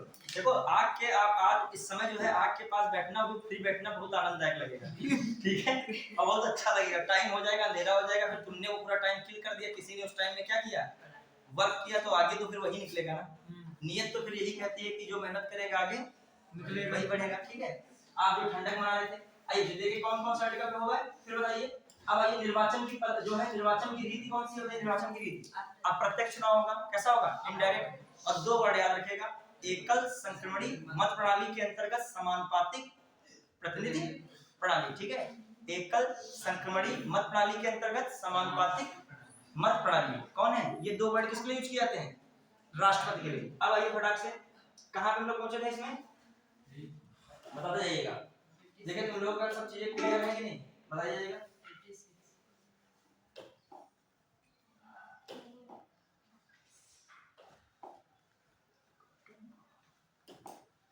इससे किससे आ रहा है इसमें, ये इससे कब टच करेंगे, हाँ कौन सा आ गया, निर्वाचन हो गया। 55 बताइए, निर्वाचन की रीति को बताइए। राष्ट्रपति की पदावधि, जल्दी से बताइए, इसमें टर्मिनोलॉजी यूज होती है, राष्ट्रपति की पदावधि वैसे कितना पदावधि है, 5 ईयर। लेकिन फिर बताइए 5 ईयर, यदि इससे पहले क्या हो सकता है, इनको हटाया भी जा सकता है, क्या होता है, हटाया जा सकता है। अब देखिए हटाया जा सकता है जब आए तो एक ही आधार दिया गया संविधान में, कौन, संविधान का उल्लंघन, क्या करेंगे, संविधान का उल्लंघन। ये कदाचार, असमर्थता, ये सब वर्ड इनके लिए यूज अदर के लिए यूज होंगे, जिसपे महाभियोग जैसी प्रक्रिया चलेगी, जिसपे महाभियोग प्रक्रिया चलेगी उस पे क्या यूज होगा, संविधान का उल्लंघन, मतलब वायलेशन ऑफ जो है कॉन्स्टिट्यूशन वायलेशन, ठीक है। हाँ फिर बताइए, यदि महाभियोग लगता है तो व्यवस्था क्या होगी, कॉन्स्टिट्यूशनल वायलेशन यदि लग गया है, यदि मतलब ऐसा पाया जाता है, फिर क्या होगा, महाभियोग की प्रक्रिया होगी। कौन सी होगी, महाभियोग की। देखिए महाभियोग की प्रक्रिया किस आर्टिकल में दी है, बताइए किसमें दी है, आर्टिकल 61 में दी है। अब महाभियोग की प्रक्रिया में थोड़ा सा बता दीजिए, क्वेश्चन आपसे आ सकता है कैसे। महाभियोग की प्रक्रिया के लिए सबसे पहला कार्य क्या होगा, बताइए, पढ़ाए थे ना, भूल गए तो नहीं भूले तो 50-50 वो सब नहीं इसमें होगा, वो तो चुनाव में है। ये थोड़ा सही बता रहे हैं, लोकसभा, हाँ ये सही बता रहे, लोकसभा या राज्यसभा से सबसे पहले क्या होना चाहिए, यदि लोकसभा से तो उसके कितना टोटल का कितना 1/4 लोगों से लिखित हस्ताक्षर से पारित हो। जब पारित हो जाएगा ये, उसी समय आपको कितना 14 दिनों का नोटिस दिया जाएगा, किसको 14 दिन का मोहलत दी जाएगी, किसको, राष्ट्रपति को। ये भी आपके 14 दिनों का नोटिस याद रखिएगा। फिर क्या दूसरी कार्रवाई क्या होगी, अब उसी पहले सदन, मान लीजिए ये चीज किसमें चल रही है, राज्यसभा, किसमें चल रही है, राज्यसभा, किसमें चल रही है, राज्यसभा, कोई भी स्टार्ट हो सकता है, राज्यसभा में स्टार्ट किया। अब यहाँ से फिर कितना उपस्थित है, कुल दिन मतदान देने वालों कितना, 2/3 बहुमत, यार क्या 2/3 बहुमत से क्या होना चाहिए, यदि 2/3 बहुमत से क्या कर दिया गया, ये पुलिस सदस्यों का 2/3 बहुमत से पास कर दिया गया, पास होने के बाद ये कहां पहुंच जाएगा, लोकसभा में पहुंचा। लोकसभा क्या करेगा, इसकी जांच करेगा, क्या करेगा, जांच के लिए क्या बनेगी, जांच समिति बनेगी। उसका जो हेड रहेगा कौन, सीजीआई रहेगा। कौन रहता है, सीजीआई। और वो सीजीआई की अध्यक्षता में इसने पाया कि सही में संविधान का अतिक्रमण किया है, उल्लंघन किया है, तो मैटर आगे बढ़ जाएगा। और उसको भी यदि 2/3 बहुमत से पास कर दिया गया तो क्या होगा, राष्ट्रपति को उसी दिन अपने पद से क्या होगा, जो है इस्तीफा, क्या मतलब इस्तीफा होगा, सिंपल है, उसी दिन से क्या राष्ट्रपति अपने पद से रिक्त हो जाएंगे। क्लियर, समझ पाया कि नहीं। तो इसमें क्वेश्चन आता क्या है कि राष्ट्रपति पर महाभियोग लगाया जा सकता है, लोकसभा में, राज्यसभा में, किसी भी सदन में, इनमें से सभी, ऐसे आ जाता है ऑप्शन। तो किसमें लगाओ, किसी भी सदन में, या लोकसभा में लगाओ, या फिर कहा आता है राष्ट्रपति पर महाभियोग लगता है तो जांच सदन कौन सा सदन होता है, फिर लिखेगा पहला सदन, दूसरा सदन, दोनों में से कोई सदन, और इनमें से कोई नहीं। हमेशा दूसरा सदन कौन होता है? जांच सदन होता है। पहले ये यहाँ पे ये नहीं कहा जा रहा पहला दूसरा कन्वेंशन लोकसभा राज्यसभा, मतलब यहाँ कहने का मतलब जांच जो होगी उसकी तो किस वाले में होगी? पहले से पारित होना, दूसरे में जांच होना और फिर उसको क्या करना? फाइनली पारित करना। क्लियर? तो ये भी ये महाभियोग की प्रक्रिया हो गई। ये महाभियोग की प्रक्रिया किस देश से ली गई? यूएस से ली गई। कहाँ से ली गई? इतना कंफ्यूजन बहुत दिन ऐसा हो गया, भूले हो गए तुम लोग, ये सब उसमें तो बहुत जल्दी कर देते हैं। आइए फिर आइए कौन सा आ गया पदावधि में? बताइए 57 में क्या है? पुनर्निर्वाचन की अच्छा पदावधि बताइए। पदावधि होगी पूरी तो इसका मतलब हटाया जा सकता है समय से पहले। ये वाली बात यहाँ पे पदावधि में बता रहा था। महाभियोग एक टर्म भी हो गया। महाभियोग किसमें हो गया? 61 आगे पढ़ते वो भी हो गया। ये पद क्या हो सकता है? मृत्यु पे भी खाली हो सकता है। ये पद क्या हो सकता है? मृत्यु पे भी। दूसरा ये अपना स्वयं इस्तीफा किसको देते हैं? ऐसा नहीं कि वहाँ सुप्रीम कोर्ट के जो है सीजीआई को लगा दिए, किसको अपना इस्तीफा दे सकते हैं? उपराष्ट्रपति। तब भी इनका पद रिक्त हो जाएगा। और वैसे इनका कार्यकाल कितना है? 5 वर्ष। यदि किन्हीं भी परिस्थितियों में इनका कार्यकाल रिक्त होता है तो क्या बताया था मैंने? उपराष्ट्रपति क्या बन जाता है? उपराष्ट्रपति क्या बन जाएगा? कार्यवाहक राष्ट्रपति बन जाएगा। कार्यवाहक राष्ट्रपति। अगर उपराष्ट्रपति भी ना हो तो कौन हो जाएगा इसकी जगह पे? सीजीआई। और सीजीआई भी ना हो तो मैंने बताया था कौन हो जाएगा? वरिष्ठ न्यायाधीश। कहाँ का? सुप्रीम कोर्ट का। याद कीजिए। लेकिन ये अधिकतम कितने महीने तक रह सकते हैं लोग? 6 महीने के अंदर ही क्या हो जाना चाहिए? राष्ट्रपति का चुनाव। चुनाव कौन कराएगा? भारत निर्वाचन आयोग। क्लियर? फिर आ जाइए कहाँ बच्चों लोग? राष्ट्रपति निर्वाचित होने के लिए अर्हता है किसमें दी है? आप बताइए अर्हताओं में। सबसे पहली बात तो लाभ का पद ना हो तो सबको पता है, ठीक है। फिर दूसरी बात, अच्छा लाभ का पद किसको नहीं माना गया है? यूटी में पढ़ोगे संविधान में खासकर लाभ का पद उल्लेख किया गया है। राष्ट्रपति, उपराष्ट्रपति, राज्यपाल, संघ के मंत्री, राज्य के मंत्री, इनको लाभ का पद नहीं कहा गया, ठीक है। ये विशेष कर बताए गए हैं इनको लाभ पद। ये वर्ड मैंने लिखाया था, क्वेश्चन भी आया खतरनाक तरीके से तो वर्ड रखा गया। फिर आइए मैं पूछ इसमें बता रहा हूँ जो है अर्हता में। पहली भारत का नागरिक हो, दूसरी लाभ का पद ना हो, तीसरी सबसे इंपॉर्टेंट लोकसभा का सदस्य निर्वाचित होने की क्या रखता हूँ? योग्यता रखता। ये सबसे मोस्ट इंपॉर्टेंट था। और क्या हो सकता है इनकी योग्यता में? कितनी आयु?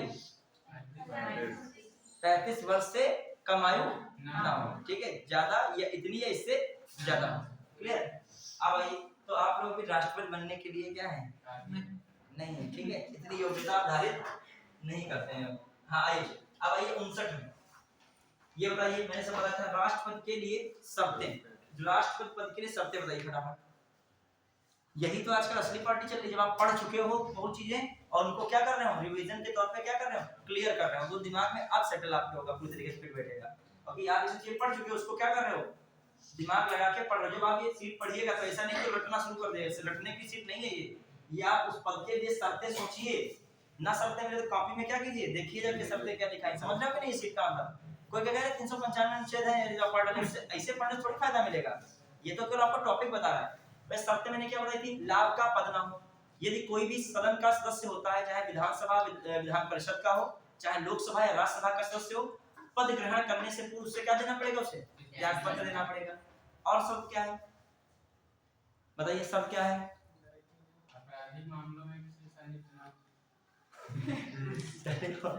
ये और शर्त में क्या है? ये जो है इसके लिए और भी शर्तें क्या हो सकती है बताइए? आयु भी हो सकती है। कितनी आयु होनी चाहिए? 35। और इसकी जो है इसकी सेवा वगैरह में क्या मिलता है पद के लिए? शर्तें में सेवा इत्यादि में देखोगे तो इसको जो राष्ट्रपति भवन मिलता है वो भी बिना किराए के, मतलब जो कह सकते हैं बिना किराए के क्या मिलता है इनको? निवास स्थान मिलता है। उसे क्या कहते हैं? राष्ट्रपति भवन। अब देखो सरकारी चीजें कभी कभी बड़ी सामान्य भाषा में लिखी थी, बिना किराए ये सब, और जब रियल में जाओगे तो लगेगा किराया भी देके ये कहाँ मिल जाएगा। समझ रहे हो बात को? मतलब इतनी बड़ी ये सब चीजें होती हैं। तो ये सब पद की बात, गौरव की बात है। पद पे हो तभी सब है, वरना कुछ नहीं। आइए अगला, राष्ट्रपति द्वारा शपथ प्रतिज्ञा। राष्ट्रपति को शपथ कौन दिलाता है? सीजीआई दिलाता है। ये भी याद रखिएगा, वहां कंफ्यूजन आ जाएगा, उपराष्ट्रपति नटिक लगा दीजिएगा, ठीक है। राष्ट्रपति को कौन शपथ दिलाएगा? या जो है सीजीआई दिलाता है राष्ट्रपति को शपथ। क्लियर? और बताइए क्या है राष्ट्रपति शपथ? हो गया। चलिए ये याद रखिएगा, आर्टिकल बहुत इंपॉर्टेंट। राष्ट्रपति शपथ का इंपॉर्टेंट कौन है? आर्टिकल। क्लियर? शपथ लेने से ही वो कितने वर्ष तक बने रहते हैं? 5 वर्ष तक। फिर आइए 61 महाभियोग हो चुका है। 62 जो है राष्ट्रपति के पद में रिक्त को भरने के लिए निर्वाचन करने का समय और आकस्मिक रिक्त को भरने के लिए निर्वाचित व्यक्ति की क्या पदावधि। तो वही भरने के लिए क्या करना, निर्वाचन करना, और जो आकस्मिक रिक्त को भरने के लिए निर्वाचन व्यक्ति की क्या है, जो निर्वाचित व्यक्ति होगी उसकी भी कितनी टेन्योर रहेगी, ये बात की जा रही है। तो 62 पूछा नहीं था, पढ़ सकते हो बस। फिर 63 बहुत इंपॉर्टेंट क्या है, भारत का उपराष्ट्रपति। इसमें बहुत सारे आर्टिकल गोल भी हो गए हैं, ठीक है। हाँ, अभी राष्ट्रपति के बहुत सारे फिर आ जाएगा। फिर 64 क्या कह रहा है, देखो इसने सीक्वेंस से ही लिखा है। तो 63 में क्या है, भारत का उपराष्ट्रपति, दिमाग में रखिएगा उपराष्ट्रपति। फिर आइए, अभी उपराष्ट्रपति का भी और भी होगा, ये उपराष्ट्रपति चले जाएगा। बताइए, उपराष्ट्रपति भूल गए होंगे अधिकांश लोग, जो है आर्टिकल इनको फिर से देख लीजिएगा। उपराष्ट्रपति क्या आर्टिकल है बताओ। एक तो 63 में क्या था, भारत का उपराष्ट्रपति। अच्छा बताइए, अब भारत का जो उपराष्ट्रपति है इसके बारे में बताइए। डॉक्टर भीमराव अम्बेडकर ने कहा कि जो है राष्ट्रपति के चुनाव में तो लोकसभा, राज्यसभा के सभी निर्वाचित सदस्य भाग लेते हैं, साथ साथ विधानसभाओं के निर्वाचित सदस्य भाग लेते हैं, लेकिन जो है उपराष्ट्रपति के चुनाव में जो है विधानसभा सदस्यों की आवश्यकता नहीं है। क्यों? क्योंकि उपराष्ट्रपति का पद कुछ ही या आकस्मिक समय के लिए ही राष्ट्रपति के पद के रूप में क्या करेगा, कार्य करेगा, वरना इनका जो कार्य है वास्तविक किसके रूप में है, इनका राज्यसभा के सभापति के रूप में। इसीलिए कोई जरूरी नहीं है कि इसका चुनाव में कौन शामिल हो। तो ये भी याद रखिएगा, उपराष्ट्रपति के चुनाव में कौन भाग लेता है, संसद के दोनों सदनों के सभी सदस्य, पूरे सदस्य, सभी सदस्य। क्लियर, दिमाग में रखिएगा ये बात। आगे बढ़े, ये स्टेटमेंट इस तरीके का आ जाए तो पूछे किसने कहा, तो किसने कहा, डॉक्टर भीमराव अम्बेडकर। भी छोटी चीजें भी जानते रहिएगा, कौन सेंटेंस क्या कहता है कहीं कहीं। क्लियर, बहुत बार आ रहा है इस समय। प्रस्तावना को जन्म कुंडली किसने कहा, प्रस्तावना को जो है पूरे संविधान को प्रतिबिंबित करता है, ये किसने कहा, ठीक है। ये देखा है क्वेश्चन कई सारे टेस्ट सीरीज में, देखो इसमें मिलते हैं, पालकी वाला, कहीं के मुंशी, कहीं सुभाष कश्यप, अट्टालिका वाला कह रहे हैं, ठीक है। हाँ, पवित्र दस्तावेज ये सब आता है। फिर ये अगला उपराष्ट्रपति राज्यसभा का पद याद करना बिल्कुल इंपॉर्टेंट आर्टिकल है, ये बहुत इंपॉर्टेंट आर्टिकल। 63 से ज्यादा इंपॉर्टेंट कौन है, हाँ बताइए। उपराष्ट्रपति का राज्यसभा का पदेन सभापति होना, तो समझ गए कि नहीं। जैसे ही कोई उपराष्ट्रपति बनेगा अपने आप राज्यसभा का क्या बन जाएगा। अच्छा, राष्ट्रपति की सैलरी कितनी बताई थी मैंने, 5 लाख। कितनी बताई थी, उपराष्ट्रपति की सैलरी कितनी है, 4.5। तो बोलिया रखत तो क्यों, हाँ तो ये 4 लाख कितनी है। इसका मतलब लोकसभा अध्यक्ष की भी कितनी रहेगी, ताकि जैसे ये वो लोकसभा का अध्यक्ष, ऐसे राज्यसभा का सभापति कौन है, ये है। क्लियर। फिर आइए 65, राष्ट्रपति के पद आकस्मिक रिक्त के दौरान अनुपस्थित में उपराष्ट्रपति का राष्ट्रपति के रूप में कार्य करना, उसके कर्तव्यों का निर्वहन करना, ये भी इंपॉर्टेंट है। 65 63 हो गया, 64 हो गया, और कौन हो गया 65। फिर आइए 66 क्या है, उपराष्ट्रपति का निर्वाचन। 66 क्या है, उपराष्ट्रपति का निर्वाचन। अब 65 में क्या है बताइए। यदि राष्ट्रपति का पद रिक्त होता है तो उपराष्ट्रपति जब है कार्य करता है, हालांकि ऊपर आ चुका है कार्य, जो किसमें, यही इंपॉर्टेंट सही है। हाँ देखिए किसमें आ चुका था, नहीं वो अलग चीज है। ये कौन है, कार्यवाहक राष्ट्रपति एक प्रकार से किसमें आ रहा है, 65 में। देखो ये आपका किसमें आ गया, उपराष्ट्रपति सिंपल। 64 में पदेन सभापति, कार्यवाहक राष्ट्रपति एक हिसाब से किसमें आ गया है, 65 में आ गया। किसमें आ गया, 65। फिर आइए 66 में क्या है, उपराष्ट्रपति का निर्वाचन।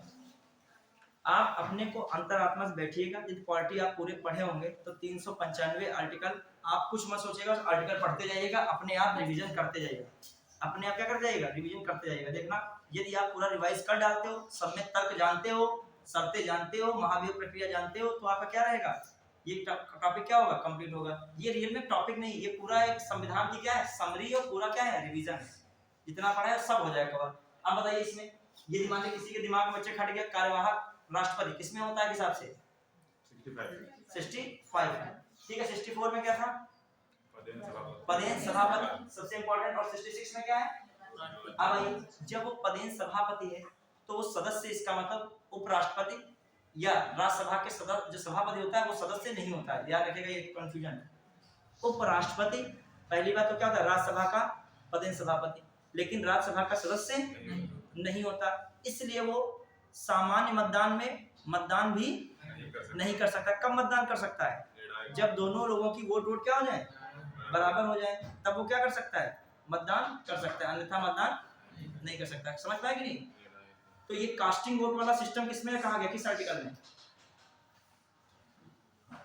100 में। किसमें है? और 100 में ही आपका कोरम कहा गया। किसको कहा गया? कोरम। चलिए आइए फिर 66 क्या कह रहा है? उपराष्ट्रपति का निर्वाचन। अभी निर्वाचन बताया, ये भी अप्रत्यक्ष होता है। कैसा निर्वाचन होगा? संसद के दोनों सदनों के सभी सदस्य इसमें भाग ले सकते हैं। फिर आइए उपराष्ट्रपति की पदावधि बताइए।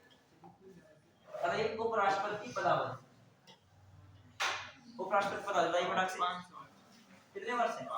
5 वर्ष। फिर आइए उपराष्ट्रपति के पद पर रिक्त को भरने के लिए निर्वाचन करने का समय और आकस्मिक रिक्त को भरने के निर्वाचित व्यक्ति की पदावधि। ये सब किसमें है? इतना इंपॉर्टेंट आर्टिकल ये नहीं है। आइए जो अगला 69 उपराष्ट्रपति द्वारा, ये बहुत इंपॉर्टेंट है। वो शपथ किसमें ले रहे थे भाई? 60 में। ये किसमें शपथ लेते हैं? ठीक है। अच्छा, ये उपराष्ट्रपति के पद में रिक्त को भरने के लिए निर्वाचित करने का समय, लेकिन निर्वाचन करने का समय मान लीजिए उपराष्ट्रपति का पद ही क्या हो गया है? रिक्त हो गया है। तो ऐसे समय में कोई उपराष्ट्रपति का ऐसा तो महत्वपूर्ण कार्य नहीं, वहां पर है सभापति, तो वहां पर कौन संभालेगा? उपसभापति संभाल लेगा। राष्ट्रपति है तो वहां पर क्या वो कार्य करता है? सभापति के रूप में। तो वहां पर कौन कार्य करेगा उसका? उपसभापति। और यहाँ पर राष्ट्रपति है ही, तो उपराष्ट्रपति को जरूरत, लेकिन उनका हाँ वो सदस्यों में से हो जाएगा, वो सदस्यों में से रहता है, ये भी शर्त है। लेकिन सभापति कहाँ का होगा? वो कौन होगा? राष्ट्रपति होगा। देखिए उपराष्ट्रपति होगा। संविधान जो रटेगा तो बहुत पेचीदी चीजें हैं, जो समझेगा तो क्या है, बहुत इंटरेस्टिंग है, भूलोगे नहीं। अब बच्चा रट रहा है कि वो उसका सदस्य, फिर दिमाग थोड़ी खुली सर में कह रहा है ये क्या हो रहा है, उपसभापति उसका सदस्य हो रहा है, सभापति कहाँ इसका सदस्य नहीं कह रहा, बल्कि ये क्या है, ये उसका मॉनिटर। मैं कह दूं मॉनिटर तुम क्लास के हो, लेकिन तुम यहाँ के सदस्य। और कहते हैं जो उसके नीचे वाला डिप्टी मॉनिटर बना दिया जाए, कहते तुम क्या हो, यहाँ के सदस्य हो। तो ये सब बातें उसमें ही लिखी हैं। जैसे कोई भी पद मिलता है, क्या मिल जाता है? पदेन अध्यक्ष या पदेन, तो वो क्या बन जाता है? अपने आप उस पद पे पहुंच जाता है। बहुत चीजों देखा होगा महिला आयोग का अध्यक्ष जैसे है, तो अपने आप जो है कौन सा बना था? NHRC। महिला आयोग का अध्यक्ष अपने आप NHRC के क्या बन जाएंगी? सदस्य बन जाएंगी। तो चीजें रहती हैं। अब आइए ये भी हो गया। 70 आकस्मिकताओं में राष्ट्रपति के कृत्यों का निर्वहन, कोई इतना इंपॉर्टेंट नहीं। हाँ 71 ये इंपॉर्टेंट, कई बार आया है 71, बहुत पूछा जाता है। राष्ट्रपति हो या उपराष्ट्रपति, भी टेस्ट सीरीज सॉल्व करा था तो उसमें एक क्वेश्चन आया था ये। ठीक है, राष्ट्रपति हो या उपराष्ट्रपति के निर्वाचन में कोई विवाद होगा तो उसमें किसको पावर दी गई है? Supreme court. किसको दी गई पावर? Supreme court. किसमें है? 71। मतलब राष्ट्रपति और उपराष्ट्रपति के निर्वाचन में कोई मामला होता है विवाद संबंधी, सुलझाने का कौन सुलझाएगा? Supreme court. ये बात किसमें की गई है? ये राष्ट्रपति के लिए भी गई है, किसके लिए की गई है? उपराष्ट्रपति के लिए। फिर आइए 72 जानते ही 72 निलंबन यूज हो रहा है, परिहार यूज हो रहा है, लघुकरण यूज हो रहा है। ये सब राष्ट्रपति की क्या है? शक्तियां हैं। किस मामले में? क्षमता आदि की। देखिए सीधे मतलब है 72 किसमें है? न्यायालय से संबंध जो है उसकी जो है, किसकी शक्तियां है न्यायालय संबंधित? न्यायिक शक्तियां राष्ट्रपति की। क्लियर? अब बताइए इसमें जो वर्ड्स यूज हो रहे हैं, एक तो क्षमा है, सिंपल पार्डन है, माफी हो जाता है। दूसरा सबसे इंपॉर्टेंट वर्ड कौन था? लघुकरण, कम्यूटेशन। लघुकरण में क्या था बताया था? कम हो जाती है, कम नहीं होती, प्रकृति में परिवर्तन होता है। भूलिएगा नहीं, उल्टा होता है। लघुकरण में तुमको लघु सीमा यूज करने लगते हो, बल्कि लघुकरण में उल्टा है। लघुकरण में क्या करना है? उसकी प्रकृति में परिवर्तन करना। जैसे कठोर कारावास मिला है तो किसमें बदल देना उसको? साधारण कारावास। मृत्युदंड मिला है तो किसमें बदल देना? आजीवन कारावास। परिहार में क्या था? क्या करना? अब समय अवधि में कमी करना। 10 साल की है तो 5 वर्ष की करना। फिर क्या है? निलंबन। निलंबन क्या होता है? मृत्युदंड के मामले में अस्थायी रूप से रोक। मतलब मृत्युदंड का मामला उसमें क्या है? अस्थायी रूप से रोक है। मान लीजिए मौका दिया जाता है राष्ट्रपति से क्षमा मांगने का, राष्ट्रपति मान लीजिए भारत में नहीं है या किन्हीं कारण से व्यस्त है, तो क्या है? थोड़ा सा मृत्युदंड के लिए रोक लगा दी जाएगी कि आप एक बार मौका किससे मांग लीजिए। ठीक है, तो निलंबन में याद रखिएगा वर्ड, मृत्युदंड के मामले में अस्थायी रूप से रोक वाला कौन आता है? निलंबन। ठीक है, फिर एक वर्ड आता है विराम। विराम इसमें लिखा नहीं, लिखा है नहीं लिखा, विराम आता है। वो क्या होता है कि किन्हीं परिस्थितियों में आपको सजा में क्या कर दी जाएगी? रिलैक्स दिया जाएगा, विराम दे दिया जाएगा। खासकर डिसेबल लोग हैं या प्रेग्नेंट लेडीज हैं या कोई बीमारी उसकी हो गई जेल के अंदर तो उसका इलाज कराया जाएगा। ऐसी स्थितियों में क्या दिया जाएगा? विराम। फिर वही सजा शुरू हो जाएगी जब आप ठीक हो जाएंगे। ठीक है, फिर आइए संघ की कार्यपालिका शक्ति का विस्तार को इतना इंपॉर्टेंट नहीं। अब देखो 71 इंपॉर्टेंट था, 72 देखो कहने का मतलब जब आप इसको पढ़ो तो आप पुराना फिर रिकॉल करो। लघुकरण क्या था, परिहार क्या था, निलंबन क्या था और क्या था, विराम क्या था, वो आप पढ़िए। अच्छा अब यहाँ पे तोड़ निकालिए। अभी इसमें एक और आर्टिकल 161 बनाते हैं। ये किसकी न्यायिक शक्ति है? राज्यपाल की। किसकी न्यायिक शक्ति हो गई? राज्यपाल की। राज्यपाल और इनकी न्यायिक शक्ति में डिफरेंस क्या बताया था? सुप्रीम कोर्ट हर प्रकार की जो है सजा में रिलीफ कर सकता है, लेकिन राज्यपाल जो सेना न्यायालय द्वारा कोई दंड दिया जाएगा उसमें रिलीफ राज्यपाल नहीं दे सकता है। दूसरा मामला मृत्यु दंड के मामले में माफी सजा वो कौन नहीं कर सकता, माफ कौन नहीं कर सकता है? राज्यपाल। और इन दोनों मामले में राष्ट्रपति कर सकता है। बस यहीं पे आगे निकल जाता है, बाकी सारी शक्तियां किसकी किसकी सेम है? राज्यपाल और राष्ट्रपति। क्लियर? हाँ, फिर आइए अभी अगला देखिए आपका, देखो कहां से हम लोग किस पे पहुंच गए थे। आर्टिकल देखते चल रहे हैं, दिमाग लगाइएगा तो आपका केवल आर्टिकल रिवीजन नहीं हो रहा, पूरा पूरा टॉपिक क्या हो रहा है? कंप्लीट, खत्म ही हो रहा है। कि उसको पढ़ाने में टाइम लगता है, इसमें जो जल्दी चीजें हो रही है। बताइए इसमें, बताइए सबसे इंपॉर्टेंट सब वहां पे सब कंफ्यूज कर देंगे आपको। लगेगा हम पढ़े हैं 74 क्या था, 75 क्या था, 75 में नियुक्ति थी कि 74 में नियुक्ति थी। ये सब स्थितियां पैदा हो जाती है जब पास पास के आर्टिकल कर देता है। फिर ये कौन इसमें 74 आपका हो गया और 75, 76, 77, 78 ये इंपॉर्टेंट आर्टिकल है। ये भी ये किससे पहले बताओ कौन टॉपिक कवर हो रहा है? केंद्रीय मंत्रिपरिषद। और अब इसी माध्यम से इसको क्या कर डालिए, रिवाइज कर डालिए।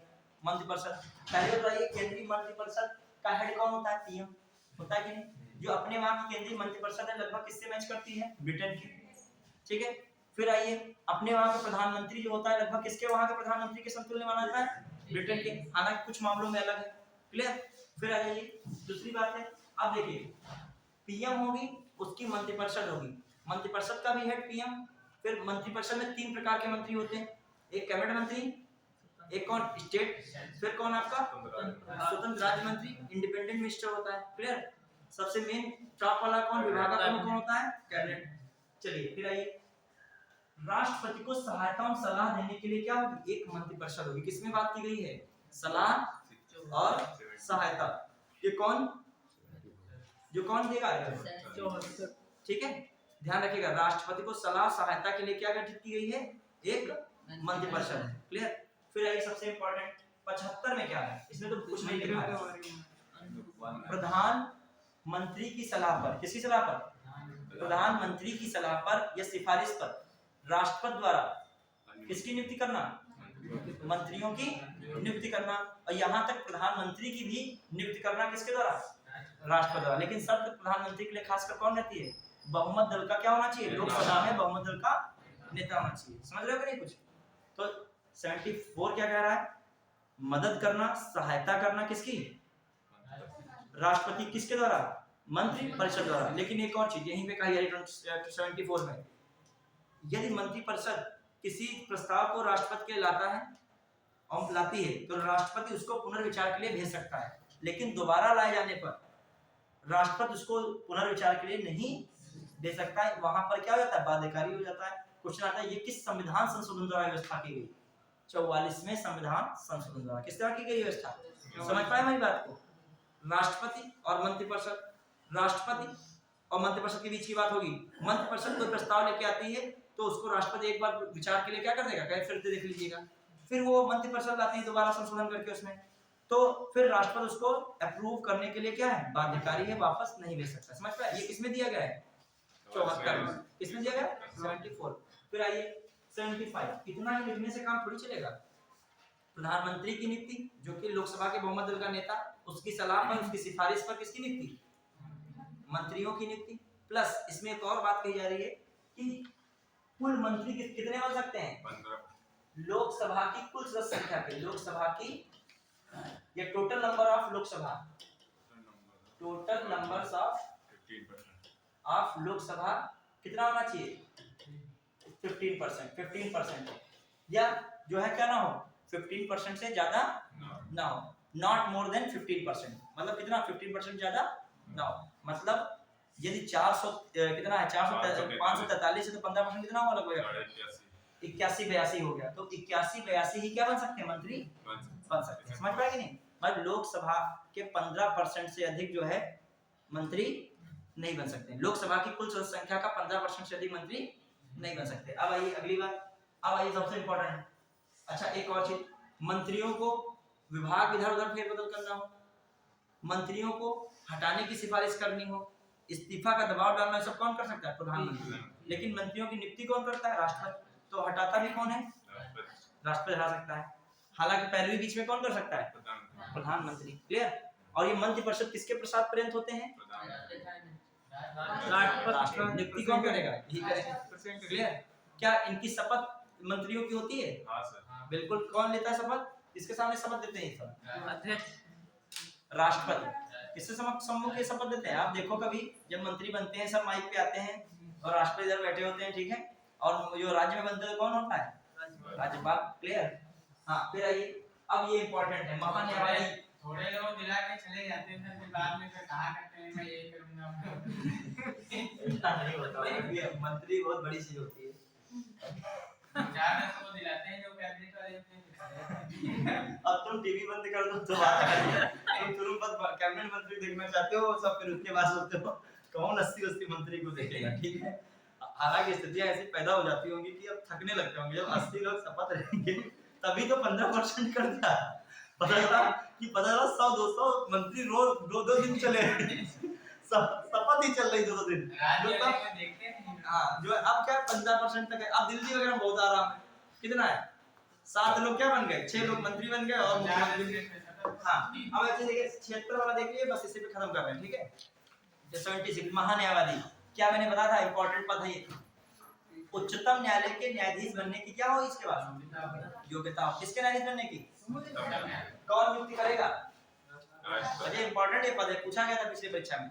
हाँ कौन नियुक्त करता है इसको? राष्ट्रपति। राष्ट्रपति के प्रसाद पर्यंत होता है। किसके प्रसाद पर्यंत? राष्ट्रपति के प्रसाद पर्यंत। इसकी क्या कोई समयावधि होती है?